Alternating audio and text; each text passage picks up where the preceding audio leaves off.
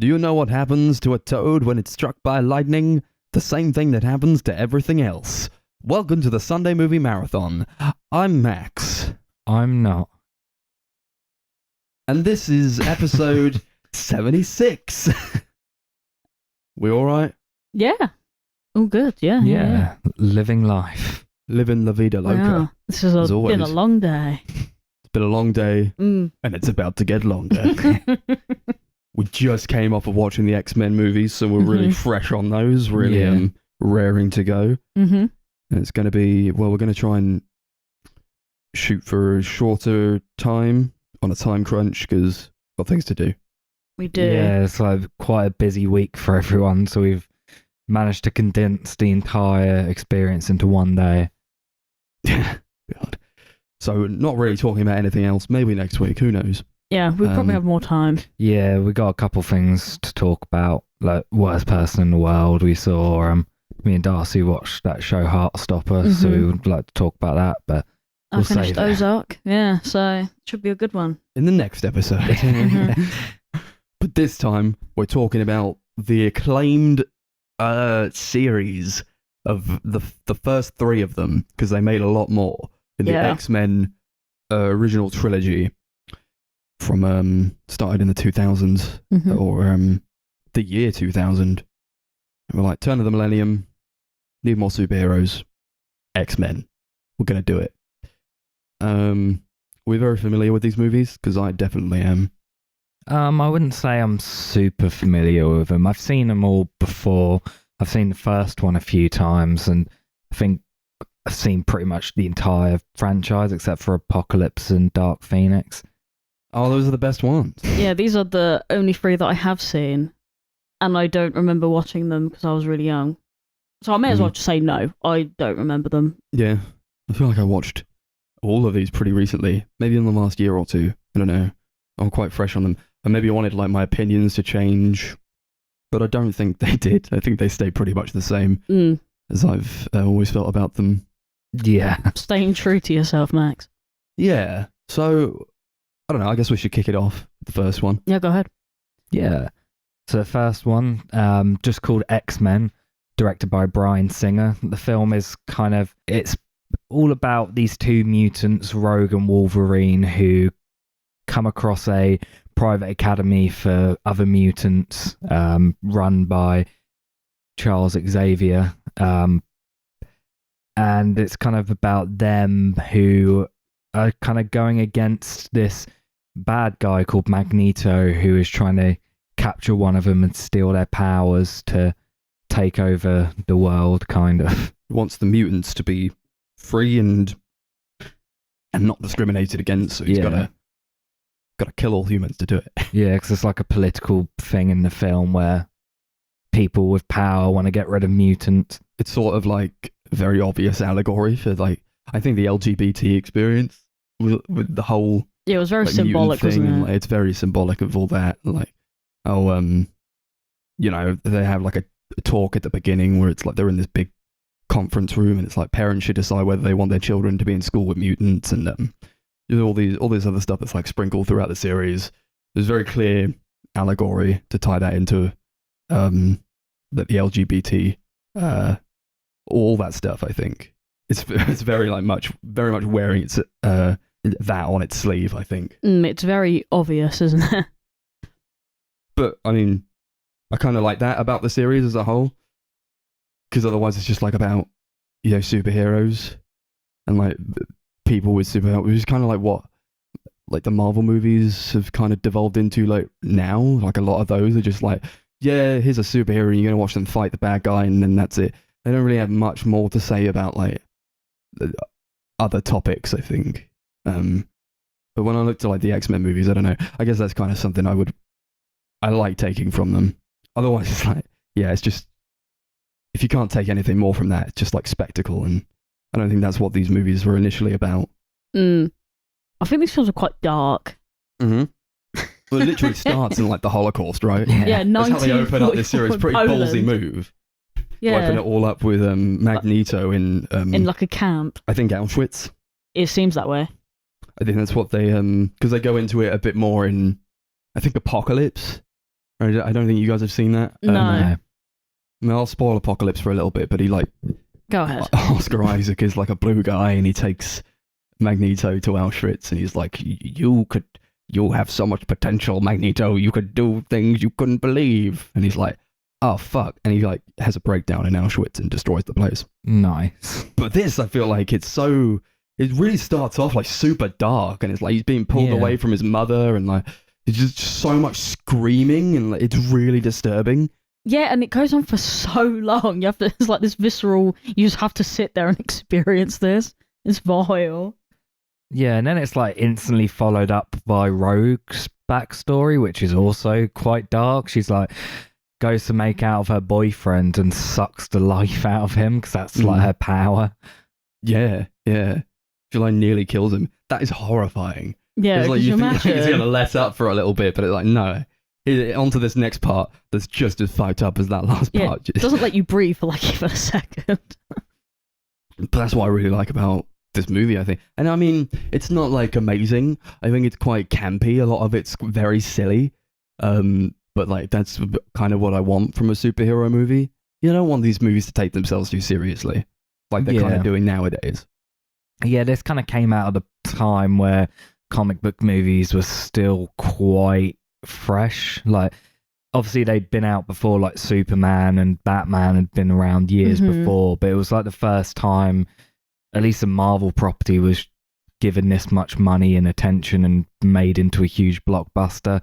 So I think it was at a point where they were basically just trying to make a film that felt like a comic book because they didn't really know what people wanted out of comic book movies at that point. Mm-hmm. I- Yeah, it sort of paved the way for Mm. cinematic landscape as we're seeing it today. Which I don't know.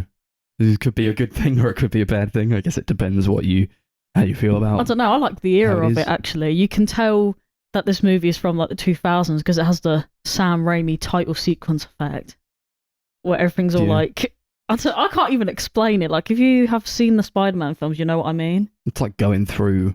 It's like Really anatomy fast, of things, isn't I it? It's guess, just weird. I don't know. Yeah, it is kind of very much of its time. It is. Take it as like a time capsule.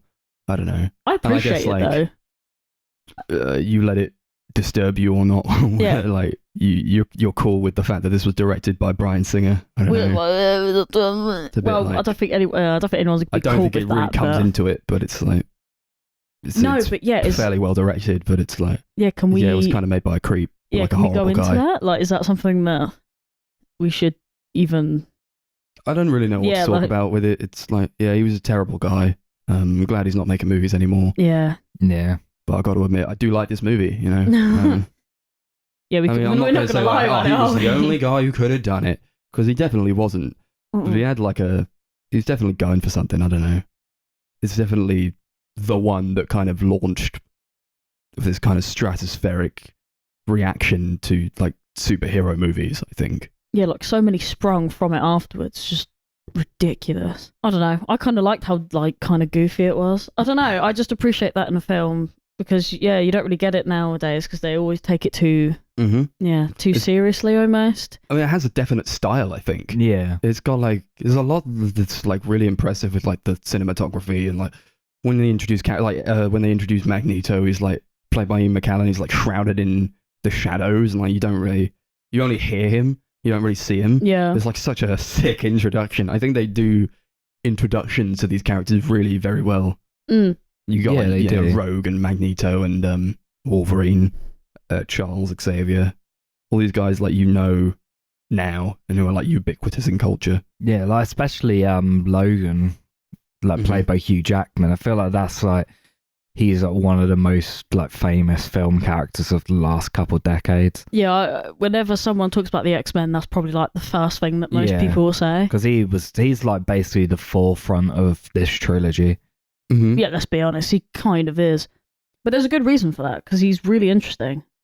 He's definitely an interesting character. Yeah, I think I'm gonna go more into that with like the other movies, but I feel like maybe they should have held back a bit points with this. I think like the casting was like spot on basically for everyone, and especially Hugh Jackman, because it's like you think of Wolverine, you think of Hugh Jackman. He is this character now.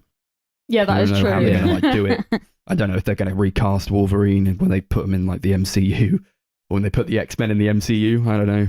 Kind of don't want to see it. I feel like that would be quite criminal, if I'm honest. But then I don't know. I feel like It depends on I've who gotten does it, I enough from this suppose. character now. I've gotten enough from Hugh Jackman's iteration of Wolverine. I'm fine with where he left off, at least. Yeah, I feel like he probably could play the role again, but he is getting on a bit. So Mhm. I just think it I feel like depends it's on getting who. difficult for that. to happen. Whoever goes next to that. I don't think he could be bothered. You've seen him in like interviews. It's like, like the level of like discipline and like all the meal, so much meals he had to eat, and like all the exercise he had to do. It's like almost Because he like not worth it doesn't anymore. look anything as, I don't know. I can't. No, he obviously looks the same, but he doesn't look as beefy. Do you Well, know he what I mean? doesn't need to he doesn't now need to be. anyway. That's why. And I'm like, oh, could you imagine having to train like that all over again? But that's kind of what I guess is what Marvel expects from its characters now, or like Yeah, I its, suppose. the people that they hire. Mm-hmm. I watch like Eternals, and it's like Kumail Nanjiani didn't need to get Yeah. jacked for that role, but he just did. It's like, what's the point? You know, I don't get it. Why can't you just have like an average guy who's just like, Yeah, like yeah, I'm all right. that Johnny from Fantastic Four. He was just pretty like average, wasn't he? Was that And Chris Evans? Yeah. but they beefed him up too. So Yeah. Oh man. Whatever though, isn't it? yeah, I think like Wolverine, he's like my favorite X-Man, and I Yeah. watched this movie like when I don't know when it came out, but like probably very close to when it came out. So it's like my whole childhood is like like I watched the X-Men when I was a kid, and like Wolverine was at the forefront of it. He's just a very just a really great character, and I think like his introduction is like sick in this movie. It's like this lone wolf character in like the ring, like fighting people. I mean, if I had like a one criticism, it would be like when he hits people, you can hear the clinking because his bones are made from adamantium now. Oh yeah, because you can hear like every time it goes clunk, every time clunk, it like clinks, clunk. that's the only time it does it as well. So it's like, where even in this movie, it's like it doesn't happen after that. What's the point? Yeah, I don't know whether they were just trying to drill it into everyone's like head. He's made of that, metal. He's Remember a this. metal man. And then after that, you would just remember because he's got his claws out every day, Yeah. like 10 minutes. Really like hammer home that he's like the Wolverine. He's the Mhm. Wolverine. He's an animal. He's like all this growling that he does, and like all this like animalistic It's like all the panting and all this stuff. animalistic Yeah. panting, and like all the physical acting that Hugh Jackman does to Mm. make the character seem just ever so slightly animalistic. I found that really, really entertaining, and like it definitely sets the character above some of the weaker characters in this series. Because I mean, yeah, the casting is pretty spot on for the most part, but also like I don't really care about, I don't know, Jean Grey and Scott Summers and all these like Storm. Like, who cares? You know? I don't even Yeah. care about Rogue that much, to be honest. That's fair. I think the Mhm. problem is they just don't really spend a lot of time developing the characters. Mhm. Obviously, it's always difficult when you're making like a team movie to develop everyone well. Yeah, and an But hour and it's 40. it's especially difficult when it's like such a short movie. But I think of like Guardians of the Galaxy as a movie that developed all their like people really, really well. But that was like probably about half an hour longer than this movie. Yeah. I mean, But- I don't know though. Like, it doesn't. You can dedicate enough time to like some characters. I feel like they should have developed Wolverine's relationship with Rogue just a bit more, because they're really Yeah. trying to lean into it. Like, they're the first people who meet each other. They're the first mutants who like they meet each other, and like there's something there. They should add like a stronger bond, I feel. And he even like gives her his dog tags when he leaves at the end. But then they kind of do away with that in like the later yeah. the later movies. I just feel like they could have done more to develop that Yeah. relationship. I But feel I like mean, Rogue is like in the third movie for like 5 minutes. Yeah, Mhm. like I just feel like the whole relationship was a bit like nonchalant. Like if you had met someone and you had never met a mutant before, wouldn't you be like a bit more amazed about the fact that someone else had like a power or something? I don't know, maybe it's just me, but wouldn't you? Like if you had Yeah. met someone who had a power and you had a power, you'd be like, shit, you have a power. But she was just like, yeah, you're a wolf There's that, thing. yeah, there's cool. that crazy moment where like he's having a nightmare about like things that happened in his horrifically traumatic past that he can't remember. And like he wakes up and he stabs Rogue through the chest. It's like so sick, all the like the effects on that, and then like she has to touch him and like heal herself through his powers. She like sucks the life out of him. That was so cool. There's so much in this movie that's like really very well done, and like just so many cool effects and like different details and moments that I thought this must have been like really interesting for its time. I feel. I don't know, like we're kind of spoilt for choice nowadays, I guess, but I still find it all very impressive because I am taking it from that kind of 2000s era point of view. Yeah, you have to kind of look at it as this came from the 2000s. This is cool for the 2000s. I mean, I think even by today's standards, there's a lot of stuff in this movie that is really cool still. I think the film holds up fairly well. Obviously, like, the effects are incredibly dated because this is like one of the first big like CGI filled like effects movies. Yeah, what can you do? It doesn't look terrible. It just doesn't really look that great anymore. No, yeah, I think it's just once again, it's a product of its time, isn't it? You just kind of have to go, yep. Like it looks good, but obviously, yeah, you know that stuff has advanced. Like what? 22 years on, you kind of have there's to definitely bits in it that actually still look good, but it's definitely aged. Well, I appreciate all like the lighting that they're doing in this as well, just like how it's shot, and introducing Magneto when he's like shrouded in darkness. That was really, I think that was a very good choice to do. Yeah, it is Ian McKellen. We all know Ian McKellen, like now, but it's like was he really big at that point? I don't know. I think it was before Fellowship, right? I think that was 2001. Yeah. Oh, okay, because I was gonna say he almost didn't do this because it was gonna clash with making the Lord of the Rings trilogy, but I think they moved the schedules around so he could do both. And that was such an iconic character, I think. Yeah. Still, now he manages to like juggle that. It's like, yeah, I'm gonna make Gandalf this really iconic character that's gonna be known in culture forever, and also Magneto. I'm gonna also do that at the same time. Holy shit! He's covered this guy's all his insane. He's amazing. Yeah, he's covered all the nerdy bases, hasn't he?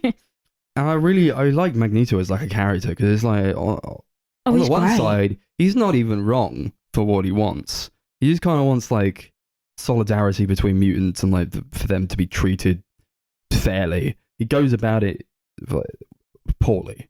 He goes about it in some weird and strange ways, but you understand where he's coming from. I feel that's where like a good villain comes from. Is you can kind of understand what their motives are. Yeah, you secretly root for them, but you don't want them to actually like win that way. You want them to get what they want, but not in like the way that they're doing it. Are, like the ones who are right, you know. Yeah.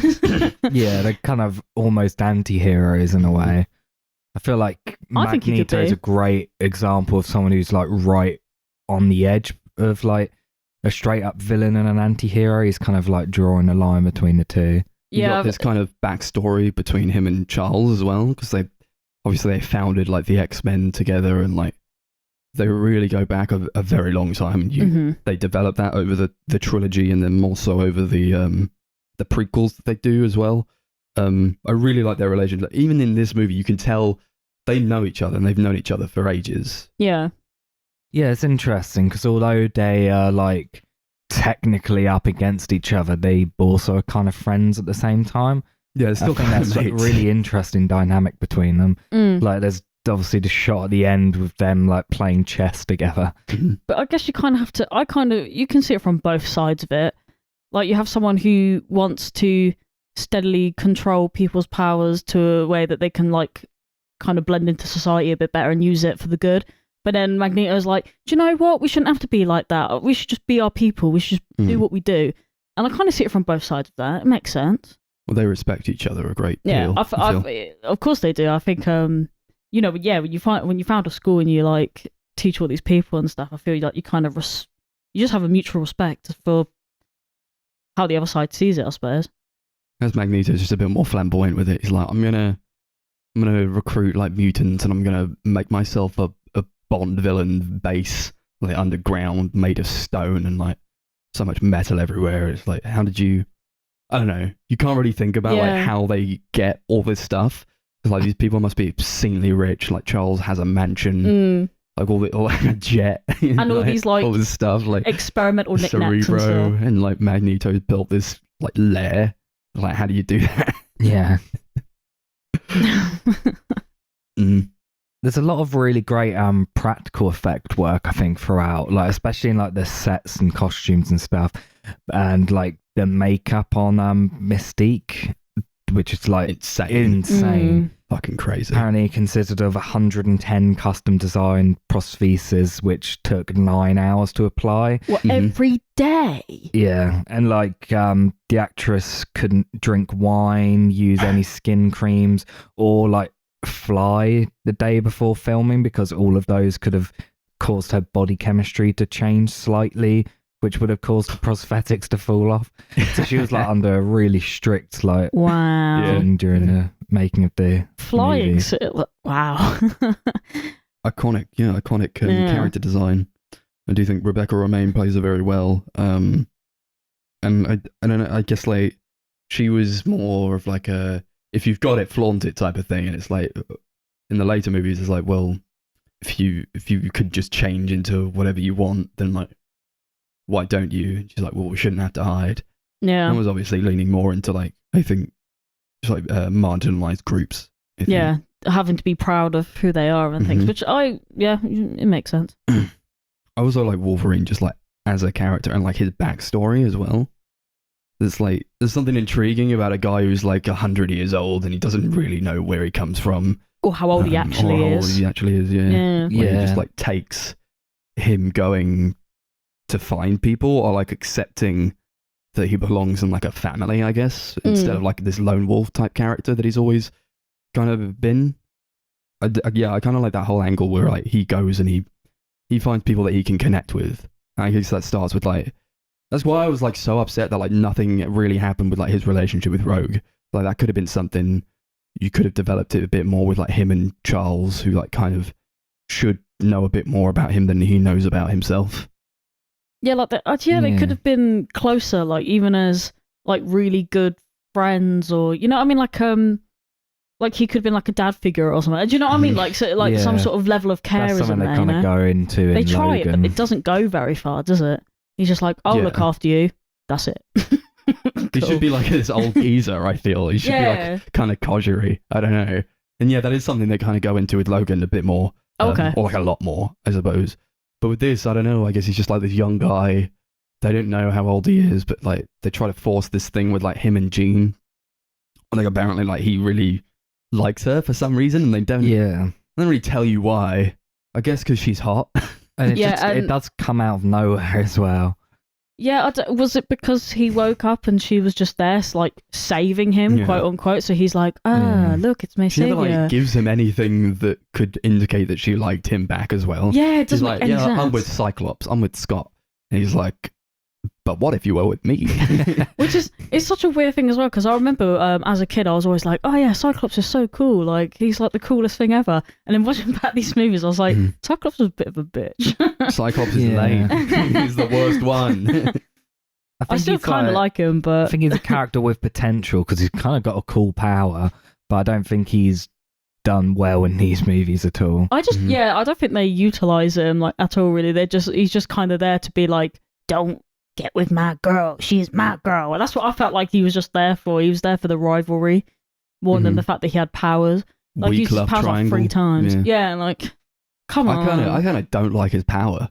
He's got all these like stupid glasses on all the time. all these like stupid sunglasses and like his laser beam visor that he has to wear. It looks really odd for the time and just really corny. I don't know. I just don't. I don't like it. It gives me like RoboCop vibes, you know. The power itself is like he shoots beams out of his eyes. Like, how did evolution evolve to a point where like he could shoot beams out of his eyes? Like, how did that happen? Yeah, but then you would have to say the same thing about like every power that everyone else had. No, because like, you know, right? I understand if there was like a point where like we accelerated so much that we needed claws to come out of our hands to like protect ourselves, or like, I don't know, but like everything else like seems a bit more organic. I don't know. I guess you could make the argument like Storm's like manipulation of the weather is not completely organic, but at least it feels a bit more natural than a guy who can shoot beams out of his eyes. I guess so. I mean, and then I guess in like later films it kind of becomes redundant. You kind of don't really need Cyclops anymore either. And he's like 2 powers away from being Superman. Yeah. I mean, I don't know. He's kind of some hot of these though, so I don't mutants care. have like more than one power as well, Mhm. which I guess is fine. But it's like, Unfair. yeah, it's a bit like, oh, luck of the draw there. You won the lottery, but it's like, how did you evolve to get that when it's like somebody else got like a kid who changes the channel on a TV by blinking his eyes? Which is by far the best one, to be honest. Ah, man, you got the TV powers. I wish I was TV kid Wonder what he's up to now. working in television, working on like a TV, working at like PC World. I mean, Yeah. I guess we could talk about like a bunch of like little moments that I guess it's just like, it's just a good movie. It's just like a contained good movie, and it's a bit corny. It's quite iffy in a few places. Toad sucks. Toad is the worst one. really bad. Toad is the worst one, with his fucking disgusting long tongue.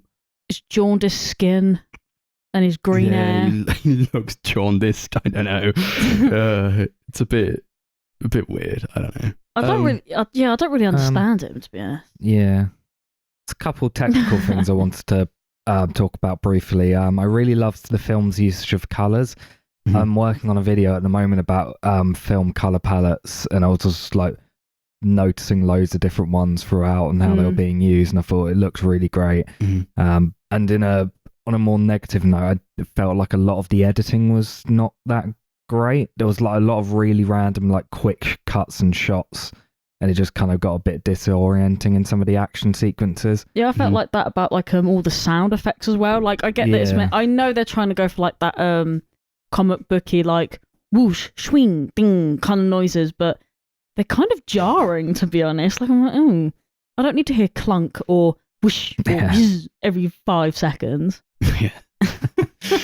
Was it like was it in this one where like somebody like every time they did like a somersault there would be like a whoosh sound? Yeah. Might Like, have been Toad. can you hear that? Yeah. Every time they move, it's Yeah. It was a bit off-putting. Yeah. yeah. Felt like a lot of the physics of the people were really weird as well. Like people were being like thrown and like floating through the air for ages. Whoa. Yeah. It's like especially like bad. time stops. I think, was it Toad and Wolverine? Or was it Sabretooth? It might have been Wolverine? Sabretooth and Wolverine when they were like battling on top of the Empire. No, The Empire State Building. it was the Statue of Liberty. That's it. Yeah. When he like grabs like the one part of the crown and he like twists around the crown, and you're like, whoa! He like does a 360 spin on it. It's like, how did gravity let you do that?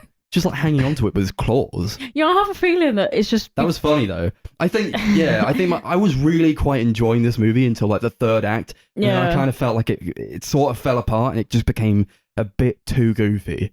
Yeah, it does. Well, a lot of the movie isn't really action based. It's more it's kind of almost like a drama. It's like the third act when it's like all action, and I think that's probably the worst stuff in the film is the action, because it is really, really silly. Yeah, maybe. Yeah, am I supposed to say, oh yeah, maybe they're just going for something? But at the same time, I don't really care for action anyway, so I was kind of, it's kind of whatever really. It definitely gets better as the films go along, I guess. Maybe they're just trying to find their footing. I don't know. But you don't. No, I disagree with that. You don't think the action gets better? No.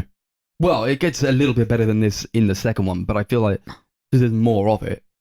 And then in the third one, I just don't feel that at all. Actually, yeah, no, that could be a good point. I feel like it starts off with not enough, and then it ends up with way too much, for my liking anyway, because I'm not really into all that, because I'm just like, I understand, it's, superhero films, you're supposed to have all this action in it, and you're supposed to have fighting and stuff, but I don't give a shit. I don't Just care. want a superhero movie where they sit down and have a talk or something. Yeah, I don't know. No, but I I swear want like there a are My movies that Dinner with don't- Andre, but it's with, I don't know, Iron Man and Spider-Man. I would like that, actually. How did Mystique get stabbed like in the gut by Wolverine and then she just survives? Just has She like scars, turns that's and it. she's like, Yeah. I've been got, guys, and then she falls to the floor and then she turns into somebody else and they're like, he's alive. It's like, how did that happen? Who knows?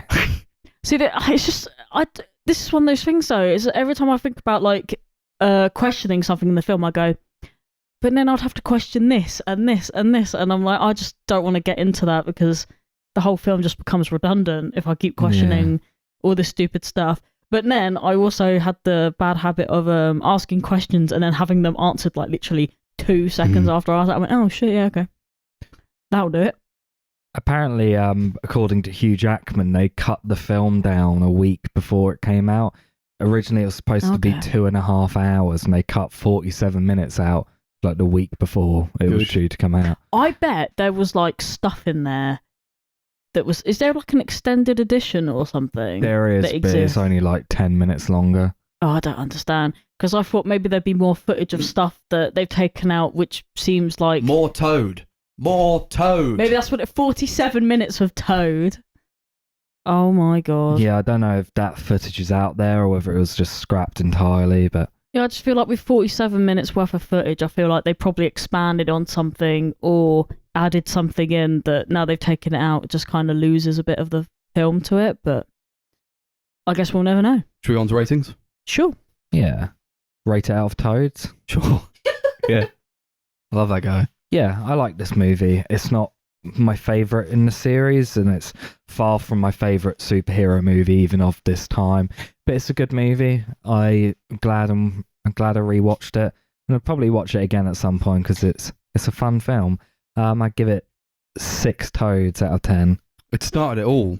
Yeah, it's a really fun movie, and I think it does kind of fall apart at the end, but up until that point,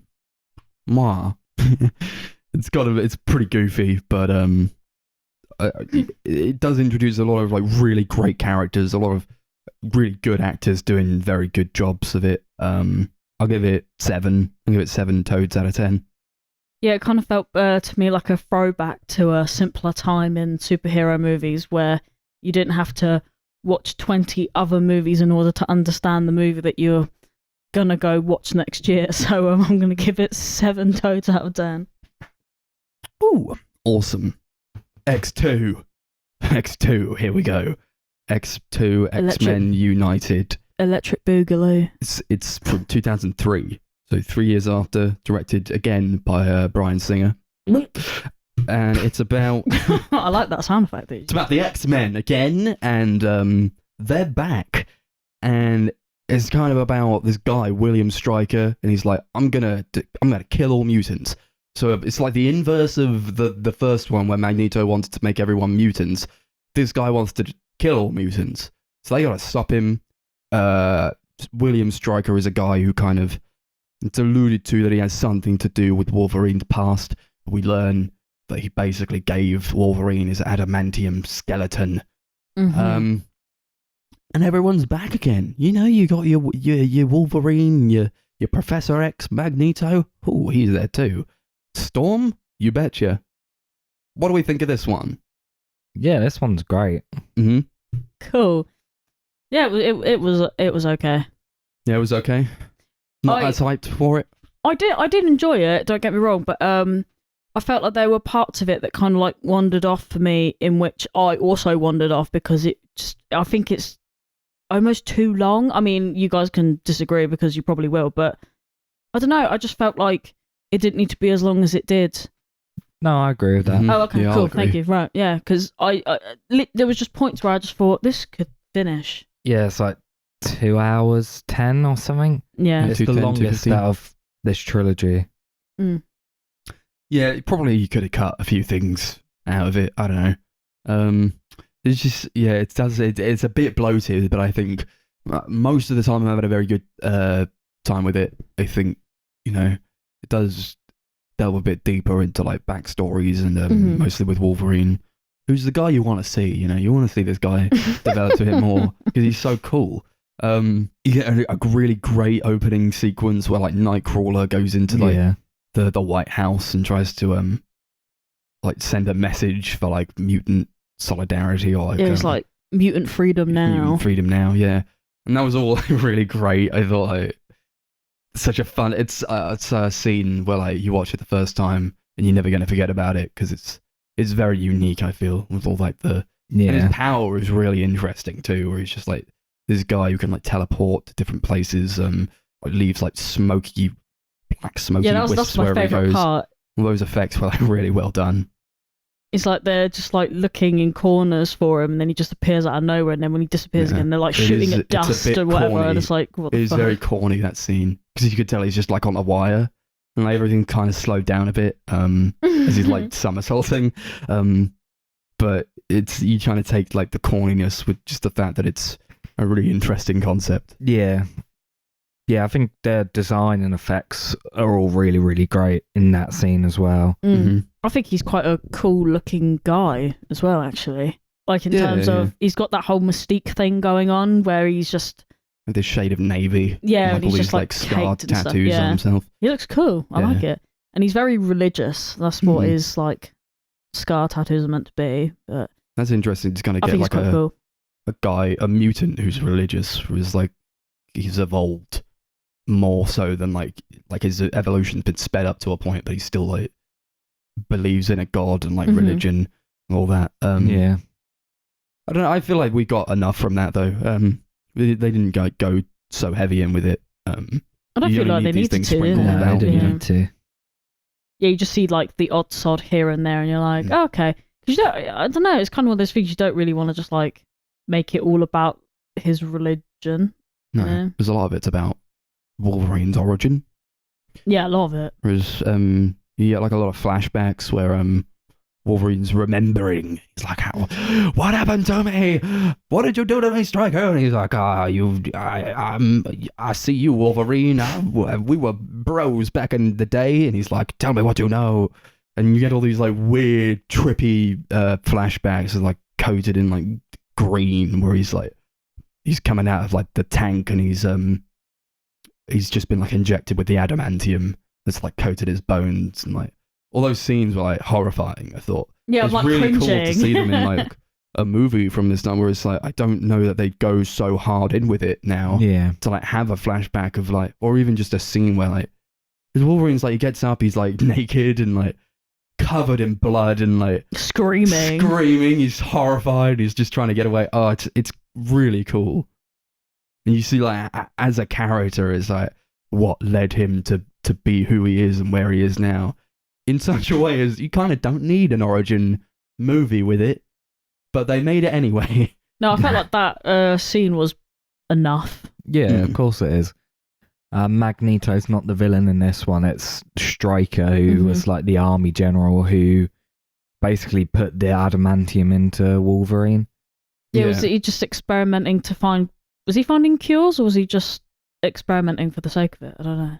What he wanted to do was to build a second Cerebro, like Charles has. Mhm.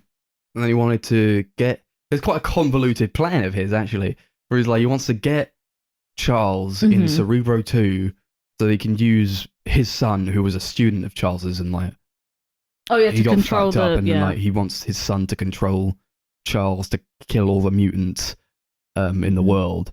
And that's where you kind of get a glimpse for like, oh fucking hell, like Professor X, he's so OP. Like if this guy was a bad guy, everyone would be fucked. Yeah. Right? Yeah, It's such a good. It's so lucky that he's actually like a decent dude. Yeah. yeah, because he's he's too powerful, isn't he? He's kind of scary. He could actually, kill isn't he? everyone if he Yeah. wanted to.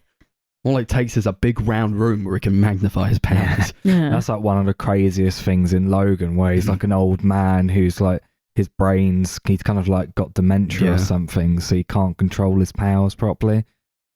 In that It's movie, fucked up. they kind of go into like a part of the backstory where it was like he had an accident and he like killed like so many people because of it, and that was so interesting in that movie. I feel like they do kind of hint at what could go wrong if that was like something that he needed to control in this movie if he Mhm. did slip a bit. Yeah.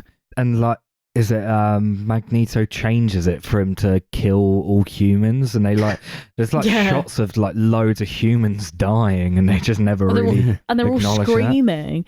Yeah, I didn't know whether they were like dying or like dead by the time it was over, if that makes sense.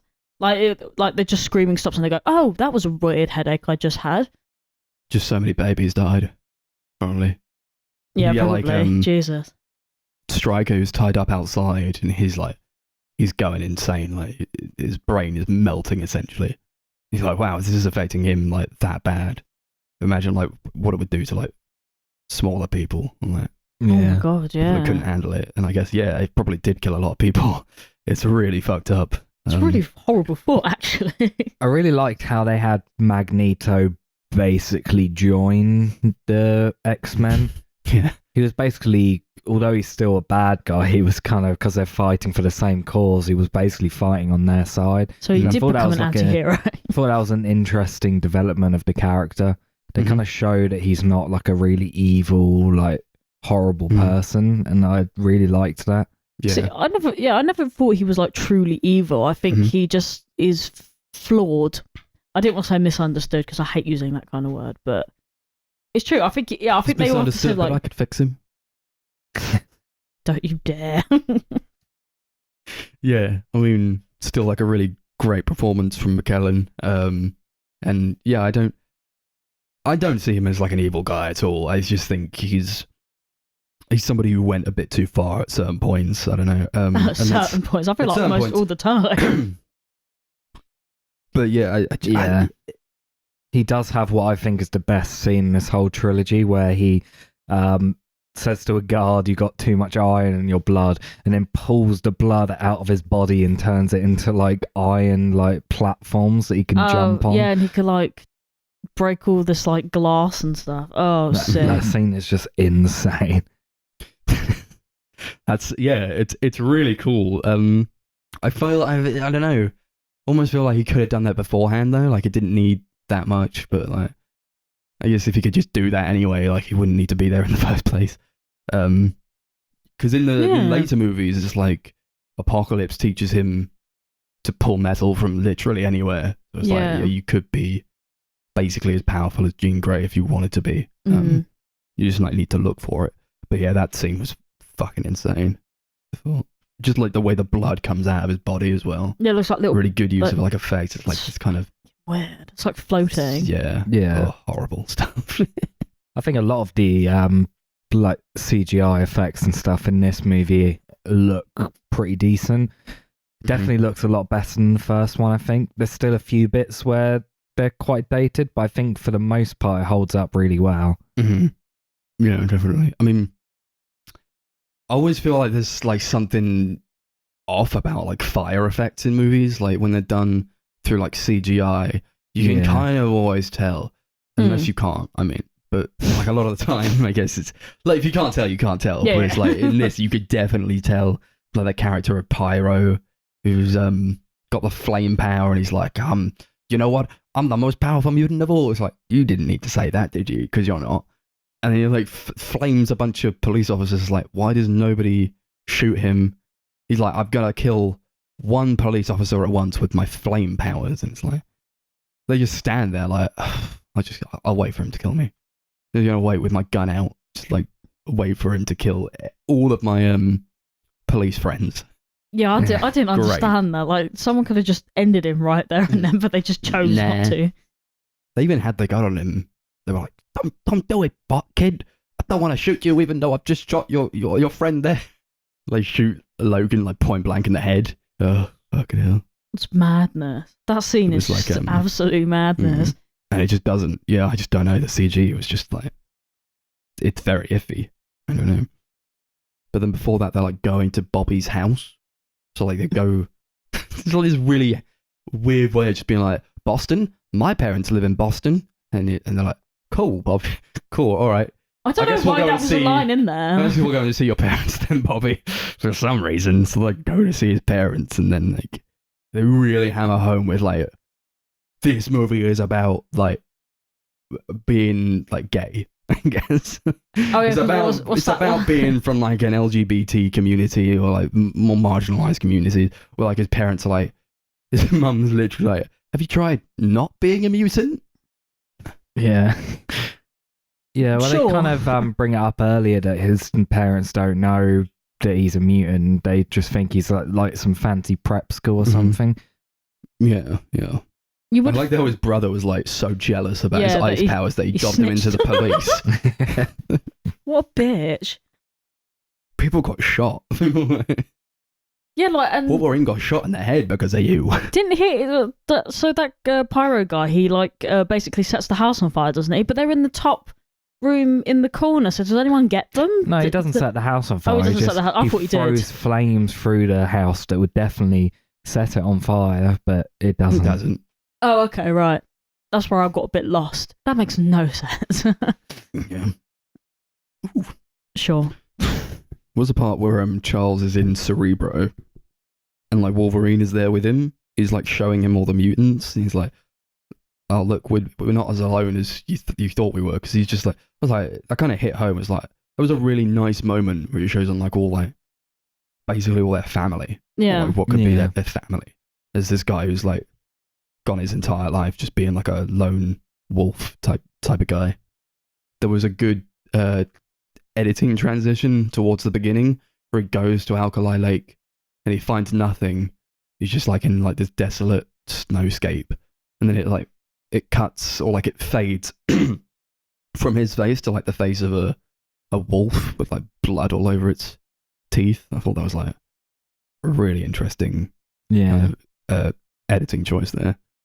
It was like, yeah, like he's like an animal who was kind of out for blood beforehand, but he just wants to like unlock that side of himself, I guess. Like try to understand himself a bit more by going there. Yeah, I think one of the things this film does really well is it does like kind of flesh a lot of things they set up in the first film out a bit more.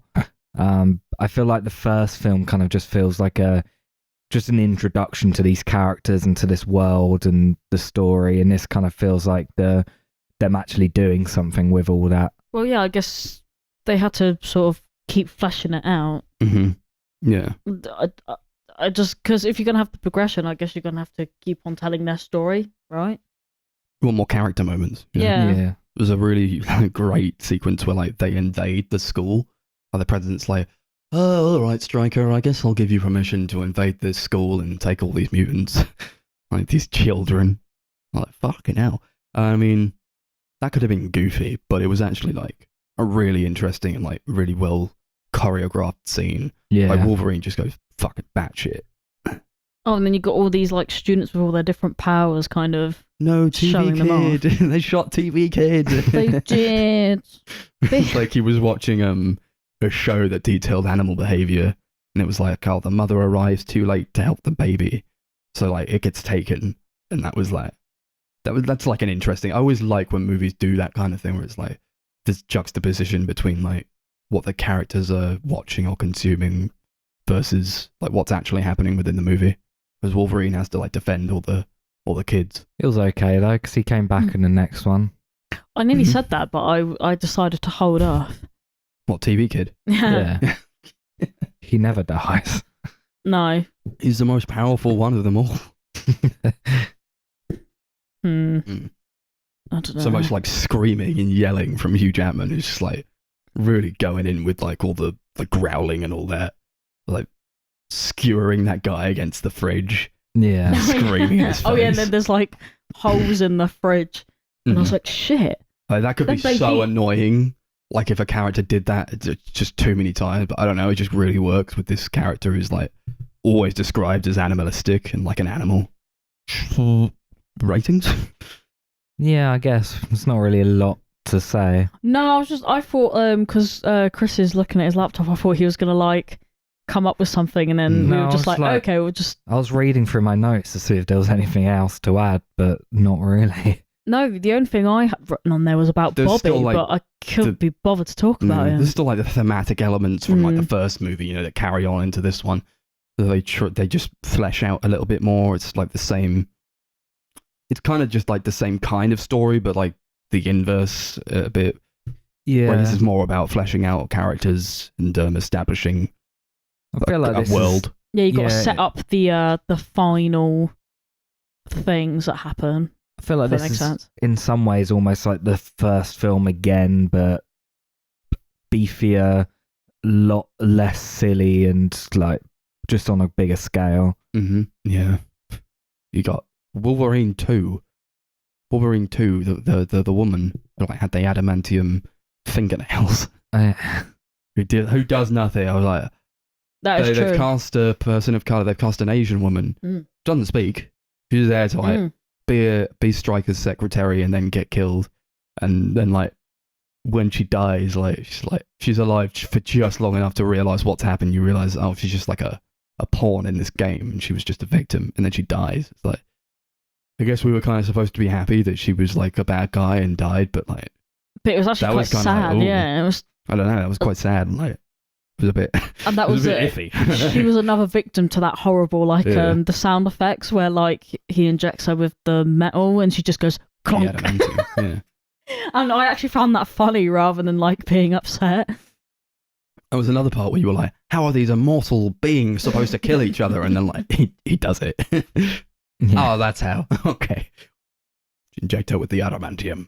Yeah, that was the time. Last thing I'll say before we get into ratings is that I didn't really care for like the part at the end where Jean tries to save them all. No. It was like she had to like get out of the plane, she had to get out of the jet, stand outside, part the water that was like coming towards them Mhm. as the dam burst, and then also like use her powers to turn the jet on, which I guess she could have just done while she was in there. But no, she has to like she could have done all this. She like makes the jet fly away with her powers and also parts the seas like Moses. There's like nothing she couldn't have done while in the jet to save herself as well. But she had to be just the drama queen and kill herself. Yeah, although I do like that part where one of them just turns around and goes, "Oh, she's controlling the jet," although she had literally turned on everything and like had moved the jet by this point. Like, like we already know, man. Like we Yeah. saw her flick the buttons and do the things that she was doing. Fucking hell. Yeah. Anyway, Ratings? Yeah, what we're going to rate this one out of? Strikers. Strikers, sure. Yeah, I like this movie a lot. I think it's a lot of fun. I think it does what the first film does again, but a lot better. And it's aged really well, even if it could have been cut down probably about 10-15 minutes maybe. I give it 7 strikers out of 10. Yeah, still love Hugh Jackman. Love him. 7 strikers out of 10. Really good movie. I feel like Max has a thing for Wolverine or Hugh Jackman. I don't know which one, but Well, he's a great character. Wolverine then. Anyway, yeah, it was fine. No, I did enjoy it, but like I don't know, there's just something about it didn't quite hit me like it hit you guys, but it was still better than some of the superhero films that I've seen. I'm gonna give it 6 strikers out of 10. Lovely. And now we're on to the best one of the franchise, everybody. Yeah. The Yeah. ultimate one of the trilogy. Yes, X-Men: The Last Stand. Okay, so this one came out in 2006, but it wasn't directed by Bryan Singer. And it was directed by Brett Ratner instead. Brett. Yeah. We'll The get Rush Hour guy. Yeah, we'll get into that at some point. Essentially, the film is so obviously this film comes in 3 parts, and this is the last part where there's a cure found for all these mutants, and it's kind of set the divide between whether mutants want to take it because they want to integrate back into society, or whether they want to keep their powers. And yeah, then there's two teams. So you've got is it Professor X? Is that his name? Yeah, he's leading the good people, and then you've got Magneto leading the people that want to kill all the people and take back the world. What do we think about X-Men: The Last Stand? Brett. This is suck. This is not a good movie. It's the worst one of the trilogy. It's like they didn't even care, man. It's so boring. Nothing happens. It's like an hour and 45 minutes long. It's like, fuck, what happens in this movie? It's got like 2 plot beats and then it ends. You just sit there like, what the fuck just happened? I said about like earlier that I had watched these films when I was younger and I don't remember any of it. But the only thing I remember about these films apparently is this one opening scene in this film in particular, because it's just so like it haunts my soul. Like this kid's like cutting off his wings in the bathroom and there's blood everywhere, and his dad's like, "Oh no, you're one of them." I mean, that bit's cool. I like But, that like, bit, yeah. Angel does nothing in the film. He's in like I think 3 scenes in the film. Yeah. Like, isn't it pretty much just like the intro where he's a kid, Then there's the bit where he's refusing to get the cure and he flies out the window. And then it's at the end when you see him flying away. Yeah. He Well, doesn't actually, do no. anything. There's the bit before that where he saves his dad, and then you see Oh, him at the yeah. end just flying around. He goes to the school and he's like, I heard this was a place for mutants where we could be safe. Storm's like, no. Kelsey Grammer's like, not anymore, kid. Get out of here. And Storm's like, no. I mean, he can stay, I guess. Yeah, I guess that's the end of that character. Like They they set just up, like at the beginning scene. You want him to have a bit more impact. I don't know. yeah. It's just like, I guess I came here. I put on this suit. I was like, he's in the chair when he's like getting his mutant powers sucked away. He's like, I don't want to do this anymore, Dad. And he's like half naked, and his wings sprout out of him, and he's like, I'm gonna fly. So he like jumps out the window, which doesn't like scar him horrifically. He doesn't even And bleed. I doesn't- don't think he just. Doesn't cut him up at all. And as somebody who has put their head through a plate glass window, I can tell you, something would have happened. something would have been cut off there. He's lucky he didn't lose his ear. But no, he's fine. And then like, it cuts to that, and then like I guess he just stole a suit from somewhere. He's like, I'm wearing a suit now.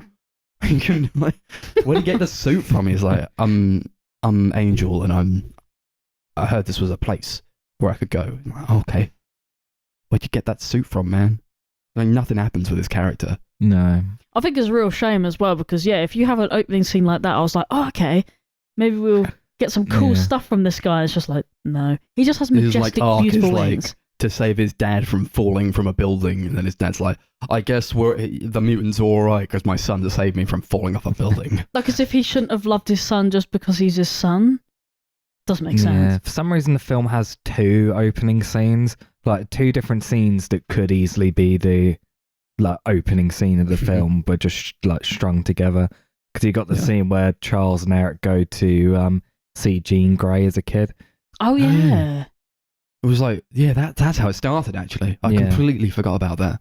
It's like 20 years earlier. And Yeah. it's like, Charles can walk. And like, okay, like this is a series that's so inconsistent with itself. Like everybody knows the X-Men is really inconsistent with itself. It's like, I guess he was bold and he could walk at the same time, and also he looked like Patrick Stewart. But then in like the later movies, it's like he went bald because he fought Apocalypse after he was shot in the spine in First Class, and he looked like James McAvoy. Yeah. I thought they used like de-aging effects in that scene. I think they actually hold up really, really well. They actually look really good.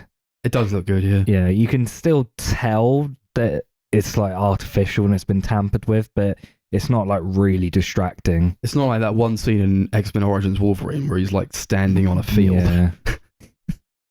That looked horrible. If I'd seen it, I would comment. Yeah. Oh, you should. I think that's on the list as well. Is it actually? We've got the Wolverine trilogy on the list. Yeah. Yeah. I mean, to talk about positives, I don't know. I think like that beginning scene with Angel where he's like trying to shave his wings off, but like it can't happen because like that's just who he is. I thought that was quite good. Yeah. And like when he eventually that. like he's like, I'm not going to do this anymore, Dad, and he like springs out his wings. Like maybe it was a bit goofy, but it was like just something that he like was intrinsically a part of him that he couldn't just push down or like get rid of, you know. And the wings were that was so quite nice. like they were just like so voluptuous. They were just like so nice. And as much as I hate this like mutant group that Magneto allies with, It's a community though, isn't it? It's kind of like there was like a part where somebody says, "Where's your mark if you're a mutant?" And because they've all got like tattoos to prove that they're a mutant, and he like pulls up his sleeve and he shows them his number tattoo that he got in Auschwitz. He says, "No needle shall ever touch my skin again." I was like, that's so cool. That's like, well, not cool, but it's like that's a really interesting part of that character. It feels I feel. empowering, doesn't It's it? like, I suppose. It's a shame that it's in this bad movie, but I like how it like develops the character just a bit more. Yeah, I feel like this film is basically two movies just been crammed together. Like, I feel like the Dark Phoenix stuff could have been its own thing, and also the whole mutant cure story could have been its own thing, Mhm. and they just kind of lazily stitch them together, and it just doesn't really work. I think the Dark Phoenix plot goes nowhere, and it's really pointless. Didn't care about it. It's only really the mutant cure stuff that I think is where the film's best moments come from. Like, there's some bits I actually really like in that plot, even if a lot of it is just basically nothing. Mhm. Got Rogue, who kind of wants her powers taken away from her, which you can completely understand, because she can't touch anyone. Like, that's something you probably want to be able to do. Yeah, I can't blame her at all for that, to be honest. It was like no surprise when she comes back and she's like, yeah, I had to do it. Yeah, you see her at the beginning of the movie, and then there's like talks of mutant cure, and she just goes away, and then you don't see her till the ending when she's like, yeah, I'm no longer a mutant. We can touch, Bobby. We can touch each other now. That whole like part about like that love triangle between her and Bobby and Kitty Pryde was like, it just didn't need to be in there. Bobby's a player. Bobby's a player. I was playing the field with two girls at the same time. What's the point? Like, what?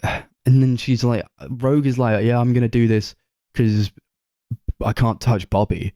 And it's like, I thought the whole point was like not. It was supposed to be like for her, but like she comes back and then like they're together again. And it's like, well, what was the point if it's like it wasn't for you, really, was it? It was so that you could be with Iceman.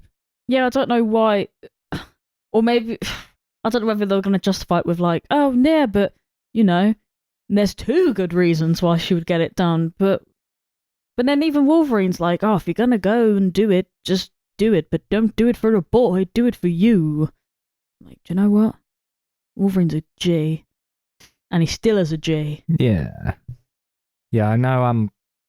So apparently there were a lot of like scheduling conflicts when making this movie. So that's why like Mystique, Cyclops, and Rogue are barely in the movie because they couldn't move the schedule of filming at all. So they basically just wrote them out. And it's also why Bryan Singer didn't direct the movie because apparently there were talks and like they couldn't.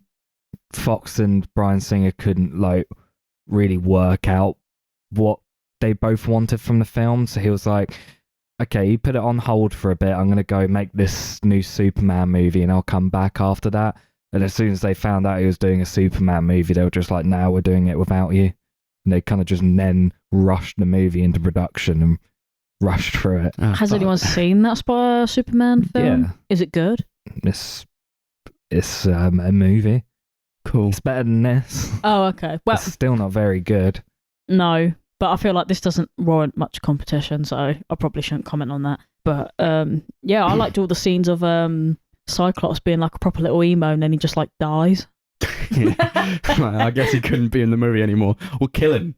We'll just kill him. I guess Jean Grey didn't die at all. She was just underwater for a bit, and it made her hair longer and more red. And more powerful, now she's more powerful than ever. She took a little vacation underwater. Maybe that's what they all need. They all need a vacation underwater. I just didn't care about this at all. I was just like, oh, okay, she's back, cool. But then, all this Dark Phoenix stuff happened. I'm like, look into my eyes, Scott. I want to see your eyes. Don't you trust me? I'd be like, no.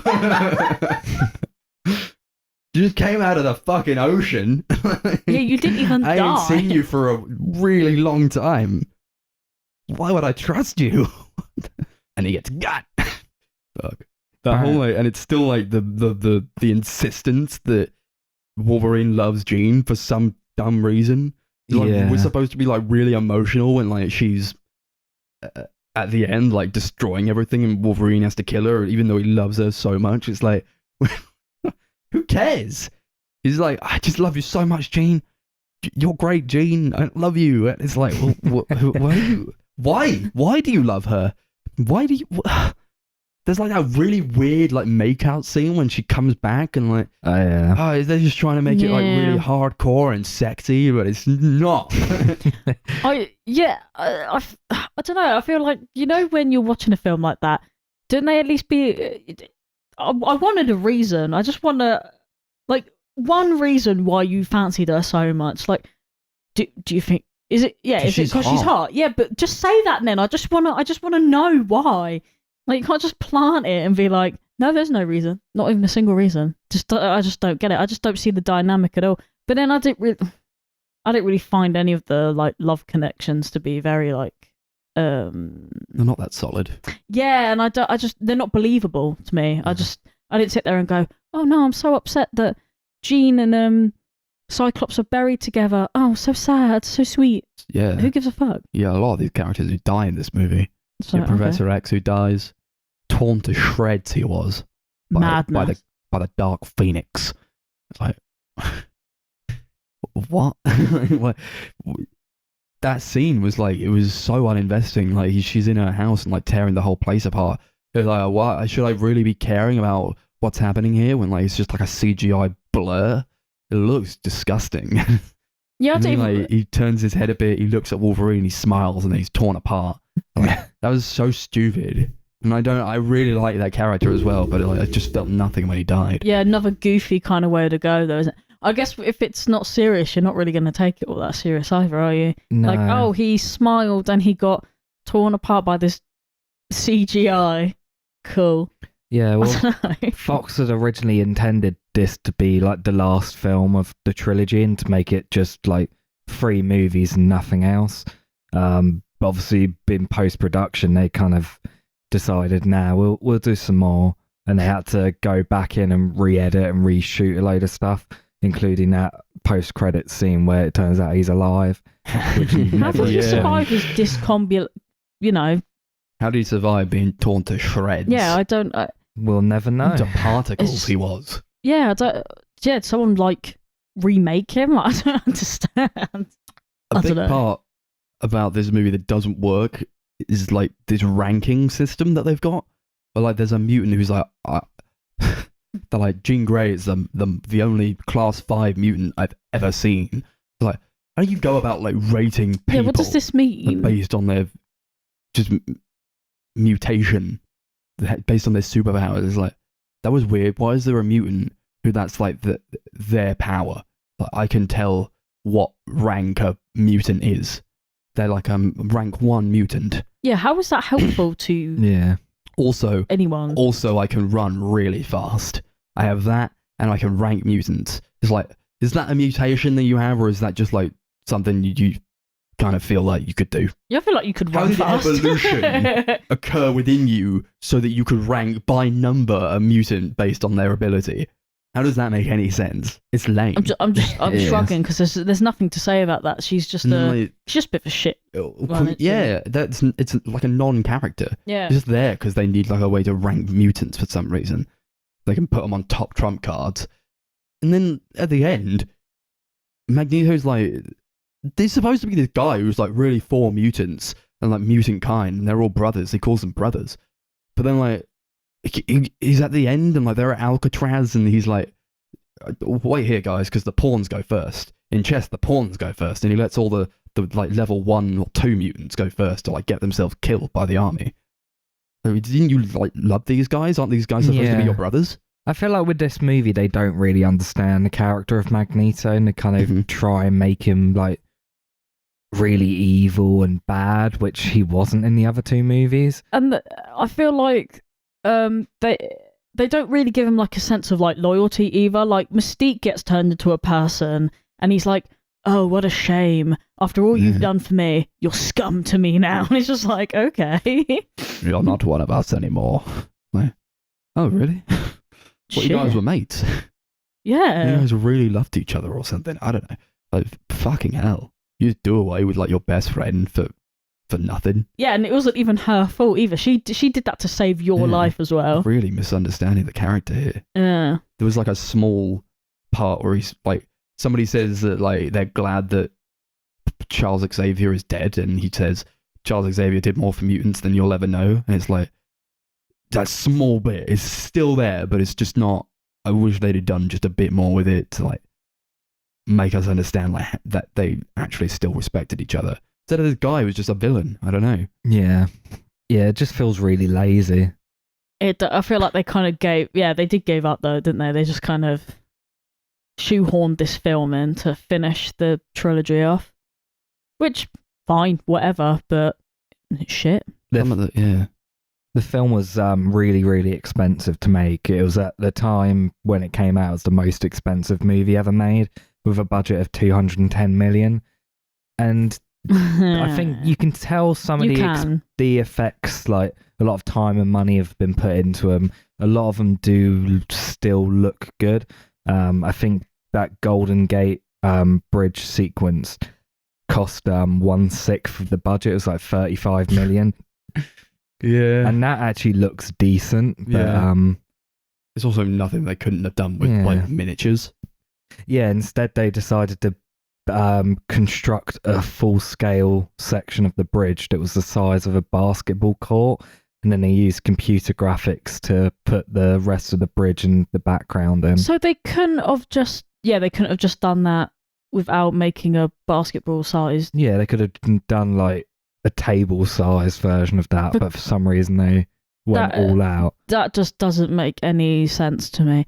I mean, maybe it would have, I don't know, maybe it looked better doing it the way they did. I don't know, we'll never know, but it just sounds stupid. Well, it's not like there was to me. any like close-ups of it. No, I just don't understand. Most of the shots were far away anyway, so... Like, I understand that, I don't know, it's like, the ambition to make it look real. I just think it's stupid. That also makes Magneto look worse as well. Like, just as a character. It's like, he's fine with, like, killing just us. So a lot of these people probably died. Like, there was, like, a person who, like, fell from the bridge as they were trying to leap across as he broke the bridge apart. So, like, you're just making him, like, way more evil than he needs to be. Yeah. I mean, he did kill a bunch of people in the second one, so maybe I could let that slide. I guess. But then, like, what? Like, you didn't know that there was, like, mutants on the bridge, maybe, who could drive? Just, like, having to be right. He doesn't know. Yeah, of course. How does Kitty Pryde force herself upwards? She can, like, walk through walls, but, like, if she goes through the floor, how does she force herself up through that same floor again? And if she touches somebody, she can, like, so integrate her powers with them. She can also... I mean, I don't really mind about that, really. I don't really... Like, Nightcrawler could do that. Oh, yeah, no, actually, yeah, now that you bring that up, that's fair enough. But how does she, retract that then. Force herself up through a floor? She's just, like... Just the power to walk through walls and also control gravity when it suits her. Oh, yeah, so I get... Yeah, I don't really know how that works, to be honest.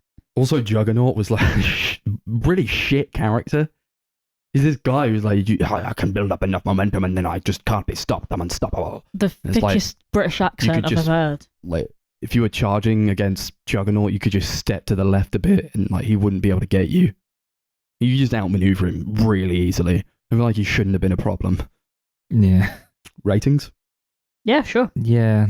I don't have a lot to say about this. Only other thing I wanted to bring up is but apparently a lot of people said bad things about Brett Ratner, just across his entire career, but particularly on this film. Both Elliot Page and Anna Paquin said that he basically bullied them a lot and was incredibly homophobic. That's insane. That is insane. What are these movies about, man? Yeah. What the fuck is that about?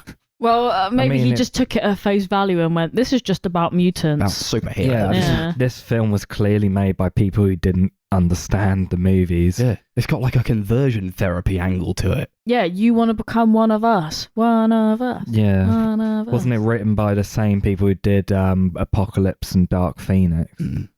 Right, well. Which are like two of the worst rated movies in the franchise. Why would you rehire those people? I'm not getting into that. They already knew this one wasn't good. What's the point? What are we going to rate it out of? Juggernauts. Juggernauts. Okay. I'm the Juggernaut, bitch. I did like that bit because it was so awful. Yeah. Yeah, this film isn't good at all. It's like got some bits I like, but they're very few and far between. It's like an hour 40. It's like the same length of the first film and like feels like 3 times its length. It's just so dull and boring. It was clearly made by people who have no passion or love for the characters or the story. I guess I give it 3 Juggernauts out of 10. I don't want to watch this again. I just don't. It's just not a good movie. It's boring. About 2 things happen, and one of those things is retconned within this same movie. I mean, it's not like the worst thing ever, you know, but it's not fun. I'll probably give it like none of my ratings really changed on these movies. I'll give it like a 4 juggernauts out of 10.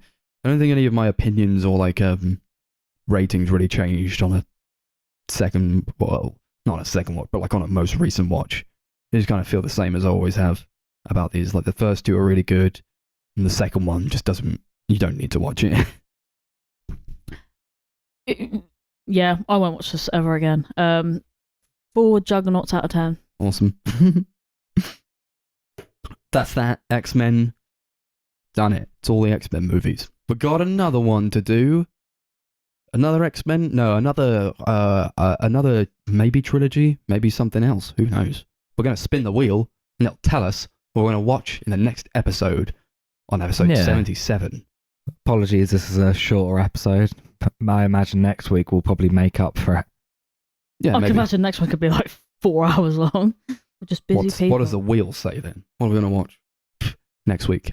It's an actor special for James Dean. James Dean. I don't even know any of his movies. I don't either. Or where we can watch them. So who put that on then? I feel like that might have been me. Oh no. We could probably find him. Should we roll again? Oh, fine. Yeah. I'm going to fuck myself then. So it's Max. James Dean again. The Spy Kids movies. I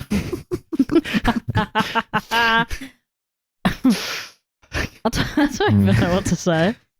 Okay. I mean, we can either do the original trilogy or we can do the 4th one as well. 4th one? There's a 4th one, which I don't think has any of the original characters. No, we'll just do the first. We'll just do the the original trilogy. Just the original trilogy. Mhm. Yeah, Spy that's fine. Kids, Spy Kids 2, the monster one with Steve Buscemi, and Spy Kids Game Over. Yeah. 3D. 3D. Game over. Yes. Should we get the glasses? I saw that in the cinema. I saw it as crazy. well. So yeah, join us for that. Social media, you know what they are. YouTube, Sunday Movie Marathon, Twitter at Sunday Movie Pod, Facebook at Sunday Movie Marathon, and Letterboxd at Sunday MM, capital S, capital MM. Thanks for listening. Any last final words? Cake. Cake? That's a line in Spy Kids 3D. I can't wait. I hope Yeah. you're excited. Elijah Wood walks through the thing and he's like, cake, and then he gets zapped and killed. He says, There we Oh, go. he says, That's "He's a not the guy." Spoilers. and then he does it. Yeah. Cool. Spy Kids forever? Maybe. Yeah. Cool. Fucking hell. Whatever.